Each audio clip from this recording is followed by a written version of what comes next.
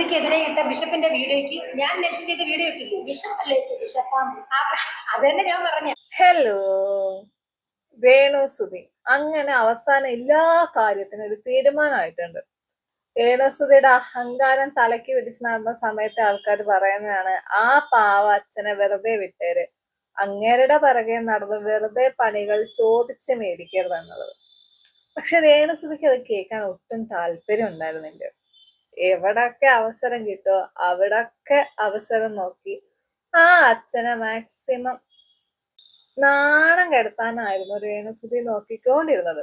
അങ്ങേര് കൊടുത്ത സ്ഥലത്ത് ഫിറോസ് വെച്ച വീട്ടിൽ നിന്ന് ഇമാതിരി തെണ്ടിത്തരം കാണിക്കുമ്പോ എത്ര നാൾ അങ്ങേര് നോക്കി നിൽക്കും? ഇവരുടെ കൂടെ നിൽക്കുന്ന ഒരു ഫ്രണ്ട് ഉണ്ട്, സജീന.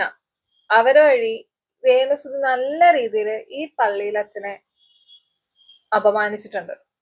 എല്ലാത്തിനും കൂടെ ഇപ്പൊ അവസാനം ഒരു തീരുമാനമായല്ലോ. 7 ദിവസത്തിനുള്ളില് പള്ളിയിലച്ഛനെതിരെ ഇട്ട വീഡിയോസ് ഒക്കെ ഇവര് പിൻവലിച്ചില്ല എങ്കിൽ അദ്ദേഹം ആ വീട് തിരിച്ചു മേടിക്കണം. ഇത് തന്നെയാണ് അന്നും ഇന്നും പറയുന്നത്. ഇത്രയും അഹങ്കാരം തലക്ക് പിടിച്ച ആൾക്കാർക്കൊന്നും ഇതുപോലുള്ള വീടിന്റെയോ ധനസഹായത്തിന്റെയോ അല്ലെങ്കിൽ വേറെ എന്തെങ്കിലും സഹായത്തിന്റെയോ ആവശ്യമില്ല.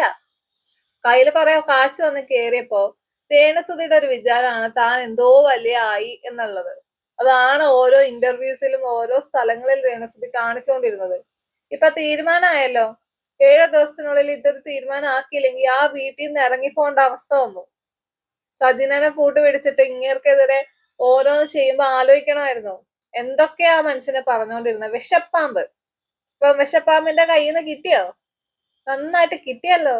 7 ദിവസം സമയമുണ്ടല്ലോ, കൂടും കൊടുക്കായിട്ട് ഇറങ്ങിക്കോ. അദ്ദേഹം ഒരു പാവാണ്, ഒന്നും ചെയ്യത്തില്ല, നമുക്ക് എന്തും പറയാം എന്നുള്ള ഒരു ധാരണയിലായിരിക്കണം ഇത്രയും നാളും പൊക്കോണ്ടിരുന്നത്. നന്നായിട്ട് ഇപ്പൊ കിട്ടി.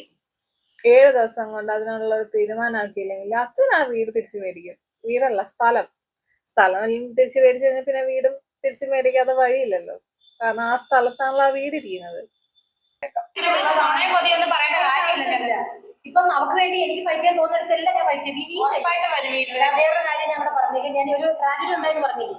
രേണുസുതിക്കെതിരെ ഇട്ട ബിഷപ്പിന്റെ വീഡിയോയ്ക്ക് ഞാൻ മെൻഷൻ ചെയ്ത വീഡിയോ ഇട്ടില്ലേ? ബിഷപ്പല്ലേ ബിഷപ്പാമ്പ്. അതന്നെ ഞാൻ പറഞ്ഞ. ആ ബിഷപ്പ് ഇന്നലെ വിഷപ്പാമ്പ്. അപ്പൊ നിന്റെ കൂടെ ഇപ്പൊ ഇരിക്കുന്ന സാധനത്തിന് ഇത്തിൽ കണ്ണി എന്ന് വിളിക്കുന്നതായിരിക്കും കുറച്ചും കൂടെ ബെറ്റർ. കാരണം ആ ഇത്തിൽ കണ്ണി നിന്റെ കൂടെ കൂടി തീർന്ന് നിന്നെ വെളുപ്പിച്ച് എടുക്കാൻ വേണ്ടിട്ട് അവളൊരു ചാനലും തുടങ്ങി അവിടെ ഇരുന്നിട്ടുണ്ടായിരുന്നല്ലോ. എന്തായി എന്നിട്ട്? വെളുപ്പിച്ച് കുടുംബം അടക്കം വെളുപ്പിച്ച് ഇപ്പൊ ആ വീട്ടിൽ നിന്ന് ഇറക്കി വിടാനുള്ള സാഹചര്യം നിന്റെ ആയത്തിൽ കണി ഉണ്ടാക്കി വെച്ചിട്ടുണ്ട്. ഇനിയെങ്കിലും ഓരോന്ന് ചെയ്യുമ്പോഴും പ്രവർത്തിക്കുമ്പോഴും ഒന്ന് ആലോചിക്കും. ഇല്ലെങ്കില് കൈ കിടന്നത് കിട്ടിയതും ഇല്ല, മറ്റേ ഒരു പഴഞ്ചൊല്ലുണ്ടല്ലോ, ആ ഒരു അവസ്ഥയിലെത്തും. ഇപ്പൊ ഓൾറെഡി എത്തി തുടങ്ങിയല്ലോ. കൂടെ നിൽക്കുന്ന ഇത്തിൽ കണ്ണി നന്നായിട്ട് പണിയെടുക്കുന്നുണ്ടല്ലോ അതിന്. ഇവിടെ ഒന്ന് പറയും, വേറൊരിടത്ത് വേറൊന്ന് പറയും. ഈ ഇത്തിൽ കണ്ണി അങ്ങാണ്ട് അതുലേട്ടനെ വിളിച്ചിട്ട് പറഞ്ഞ ചില കാര്യങ്ങൾ ഉണ്ടായിരുന്നു. അവളെ പോലെയാണോ ഞങ്ങൾക്ക് നന്ദിയുണ്ട്, അവൾക്ക് നന്ദിയില്ല.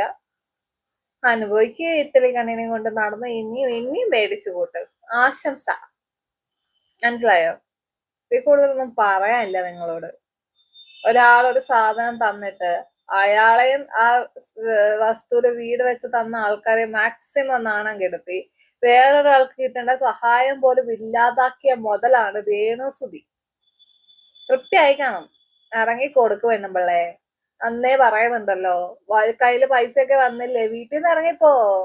എന്തിനാ പെണ്ണുമ്പിള്ളേ നിങ്ങളും കുടുംബം അവിടെ കെട്ടിപ്പേറി നിൽക്കുന്നേ? ഇറങ്ങി പോ പെണ്ണുമ്പിള്ളേ. ബാക്കിയുള്ള അത് ആർക്കേലൊക്കെ അർഹതയുള്ള ആരുടെങ്കിലൊക്കെ കയ്യിൽ പോട്ടെ. ഇറങ്ങിപ്പോ. ശരി എന്നാ.